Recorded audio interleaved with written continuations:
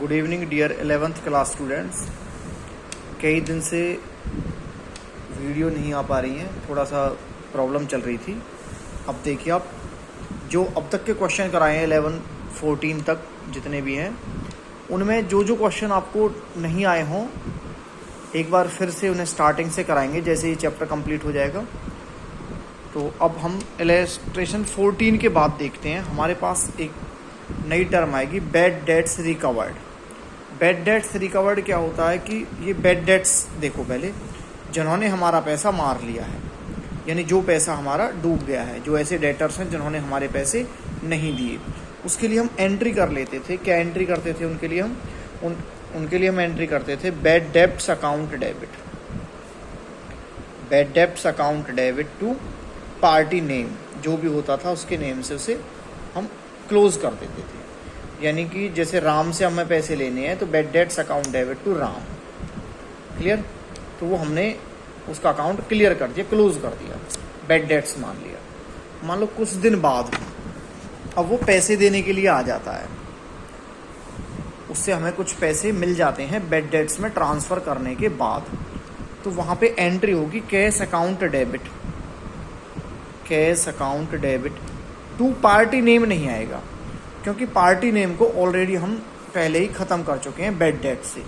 तो यहाँ पे एंट्री होगी to bad debts recovered account, bad debts recovered account, क्योंकि अब हमारे लिए ये क्या हो गई, इनकम हो गई। पहले जब हमने बैड डेट्स में डाला था तब लॉस में डाल दिया था, अब ये वापस पैसे आ गए तो ये हमारे लिए बेनिफिट हो गया। Credit all the incomes and gains. अगर किसी बैड डेट से पैसे मिलते हैं तो कैश या बैंक चेक मिला तो bank account debit to bad debts recovered आएगा। यहाँ पे आपको पार्टी नेम नहीं लिखना है, क्लियर। अगर हमने किसी को बैड डेट्स में डाल दिया था, उससे पैसे मिल गए, तो वहाँ पे बैड डेट्स रिकवर्ड आएगा। सेकंड देखते हैं, आउटस्टैंडिंग एक्सपेंसेस। आउटस्टैंडिंग एक्सपेंसेस होते क्या हैं? आउटस्टैंडिंग एक्सपेंसेस वो एक्सपेंस हैं जो हमने अभी पे नहीं किए हैं। मान लो हमने किसी से अपना काम करवाया, मजदूरी करवाई उससे 10 दिन, उसके पैसे अभी दिए नहीं हैं, लेकिन देने हैं जल्दी, 2 दिन में, 4 दिन में। जब तक हम उनकी पेमेंट नहीं करेंगे वो क्या रहेगा हमारे लिए? Outstanding expense. इसे हम शॉर्ट में आउटस्टैंडिंग को ऐसे भी लिख देते हैं, आउटस्टैंडिंग, क्लियर। आउटस्टैंडिंग एक्सपेंस, मान लो सैलरी हो गई हमारी, आउटस्टैंडिंग सैलरी। तो सैलरी हमारे लिए क्या? एक्सपेंस। तो एंट्री हो जाएगी सैलरी अकाउंट डेबिट, एंट्री हो जाएगी सैलरी अकाउंट डेबिट।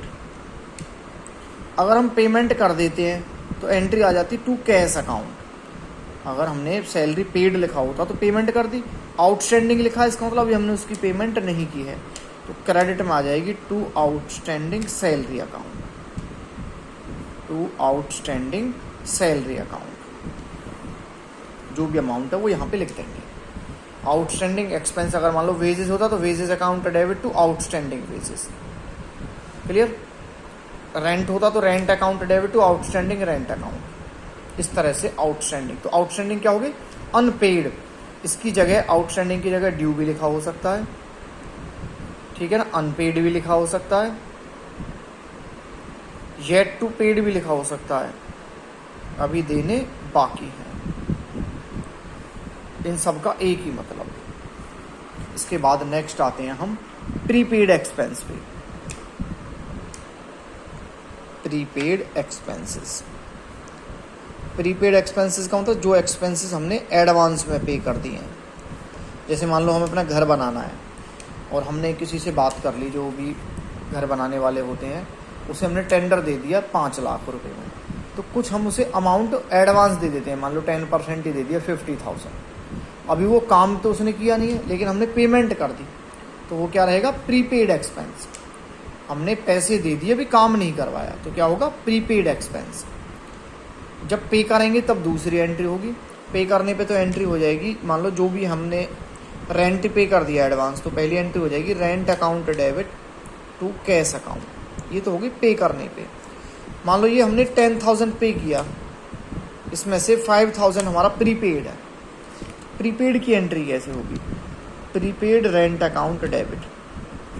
जो भी एक्सपेंस है प्रीपेड एक्सपेंस जो भी है, रेंट है तो rent account debit to rent account, prepaid rent account debit to rent account, जितनी भी अमाउंट उसमें से प्रीपेड है उससे एंट्री हो जाएगी। ये आउटस्टैंडिंग का जस्ट अपोजिट है, उसमें सैलरी टू आउटस्टैंडिंग सैलरी थी, अगर प्रीपेड सैलरी होती तो prepaid salary account debit to salary account.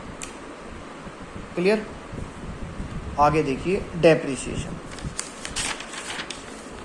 Depreciation क्या होता है पहले वो आपको मैं थोड़ा सा और क्लियर कर देता हूँ एक बार।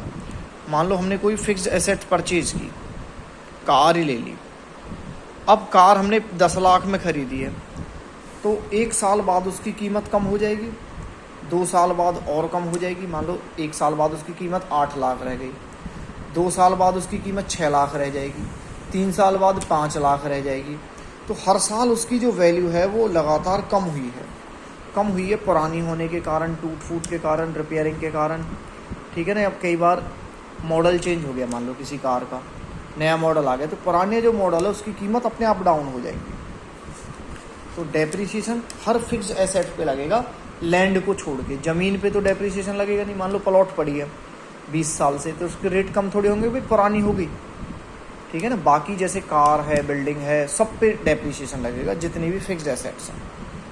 तो डेप्रिसिएशन हमारे लिए क्या हो गया? लॉस, हमारी एसेट्स की वैल्यू कम हो रही है। तो depreciation account debit, depreciation account debit to asset account, जिस पे भी डेप्रिसिएशन लगाया जा रहा है इसकी ये एंट्री हो जाएगी, क्योंकि असेट की वैल्यू कम हो रही है। तो वैल्यू कम हो रही है तो उसको हमने क्रेडिट कर दिया। फॉर एग्जांपल, मान लो हमारे पास मशीनरी है 80,000 की, मशीनरी की वैल्यू है 80,000, लिखा हुआ है डेप्रिशिएट मशीनरी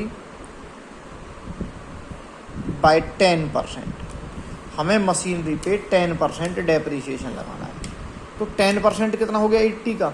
8,000। तो एंट्री 8,000 से हो। डेप्रिसिएशन अकाउंट डेबिट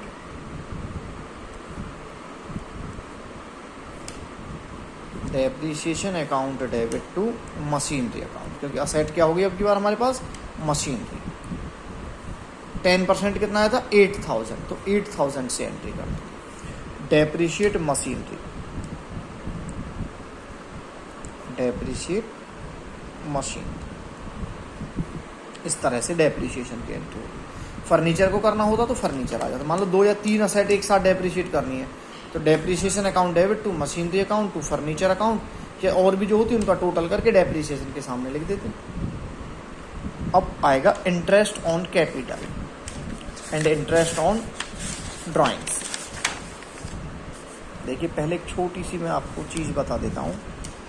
ये हो गया मान लो फर्म बिजनेस की, और ये हो गया उसका ओनर, जो प्रोपराइटर है, मालिक। अब ओनर फर्म में पैसे लगाता है। जब ओनर फर्म में पैसे लगाता है उसे बोलते हैं कैपिटल। अब एक बात देखोगे, आप अगर बैंक में पैसे जमा करोगे तो ब्याज आपको मिलेगा, लोन लोगे तो ब्याज देना पड़ेगा। ब्याज तो उल्टा चलता है, जो इंटरेस्ट है। जो इंटरेस्ट ऑन कैपिटल है ये फर्म से जाएगा और ये जाएगा ओनर के पास। इंटरेस्ट ऑन कैपिटल तो ओनर को रिसीव होगा, फर्म के लिए क्या हो गया? एक्सपेंस, तो फर्म को देना पड़ रहा है। क्लियर? अब बात करते हैं ड्राइंग्स की। तो ड्राइंग्स में क्या करता है? ओनर फर्म से पैसे निकालता है। जो ओनर है वो पैसे फर्म से निकालता है, और पैसे किसके पास जाते हैं? ओनर के पास। अगर इस ड्राइंग पे इंटरेस्ट लगेगा, फर्म इस पे इंटरेस्ट लगाने लगे, तो इंटरेस्ट फर्म को मिलेगा।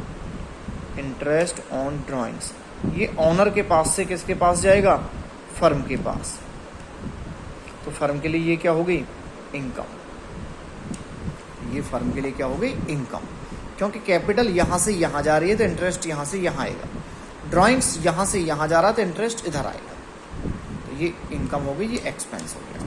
अब बात करते हैं हम इंटरेस्ट ऑन कैपिटल की। इंटरेस्ट ऑन कैपिटल दिया क्यों जाता है?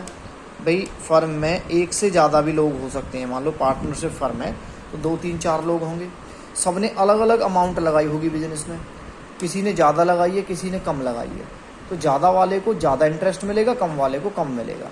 उससे ज़्यादा वाले को ये नहीं रहेगा कि मैंने बिजनेस में ज़्यादा पैसे लगाए थे और मुझे कुछ अलग से बेनिफिट नहीं मिल रहा।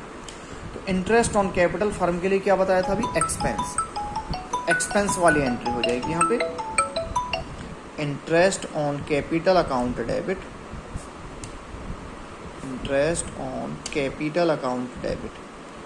लेकिन एक बात ध्यान रखनी है, यहाँ पे टू कैपिटल आएगा, interest on capital account debit to capital account. मान लो हमारी कैपिटल है 5 लाख, उस पर अगर 10% इंटरेस्ट देना है तो 50,000 अमाउंट आ जाएगी, 50,000 से एंट्री कर देंगे। एंट्री क्या होगी, interest on capital account debit to capital account, interest on capital charged. कोई प्रॉब्लम? अब देखते हैं interest on drawings, interest on drawings. Interest on drawings हो गया फर्म के लिए इनकम, बताया था ना अभी, इनकम को तो क्रेडिट करते हैं। तो यहाँ एंट्री हो जाएगी ड्राइंग्स अकाउंट डेबिट, यहाँ एंट्री हो जाएगी drawings account debit to interest on drawings, to interest on drawings account. अब इनको हमने कैश से क्यों नहीं की एंट्री, क्योंकि इंटरेस्ट ऑन कैपिटल को फर्म उनको देती नहीं है, उनके अकाउंट में ऐड कर देती है, भाई तुम्हारे इतने पैसे लगा रखे थे, इतना उस पर इंटरेस्ट हो गया, अब आपके इतने पैसे हो गए। जैसे बैंक है, हमने जो डिपॉजिट कर रखा है उस पर हमें इंटरेस्ट पे नहीं करती, हमारे अकाउंट में ही डाल देती है। वैसे ही फर्म कैपिटल के कैपिटल में डाल देती है, ड्राइंग्स का जो इंटरेस्ट बनता है वो ड्राइंग्स में डाल देती है। अब देखिए इसकी इलस्ट्रेशन नंबर 15। हाँ भाई, received 20,000 from Subhash which were written off as bad debts, bad debts था उससे 20,000 मिल गए, तो पैसा आएगा cash account debit to bad debts recovered account, 20,000 से एंट्री हो जाएगी। Salary due to clerk, due का मतलब आपको बताया था क्या होता है, आउटस्टैंडिंग। तो आउटस्टैंडिंग सैलरी होगी, सैलरी तो एक्सपेंस है, salaries account debit to outstanding salary. Prepaid rent 10,000 is related to next year, next year का मतलब प्रीपेड, तो prepaid rent account debit to rent account, जो करंट ईयर में हमने नेक्स्ट ईयर का दिया है वही तो प्रीपेड है। Provide 10% depreciation on furniture costing 50,000, costing का मतलब 50,000 का फर्नीचर है, उस पर 10% डेप्रीशिएशन लगाना है, तो depreciation account debit to furniture, 50 का 10% कितना हो गया, 5,000।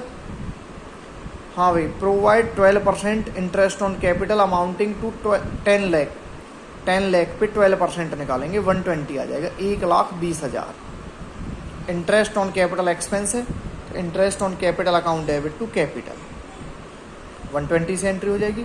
चार्ज इंटरेस्ट ऑन ड्राइंग्स 8,000, तो इसकी एंट्री आपको बताई थी, drawings account debit to interest on drawings account 8,000 से एंट्री हो जाएगी। इस तरह से करना है, मैं इसका क्वेश्चन रजिस्ट्रेशन आपको भेज देता हूँ।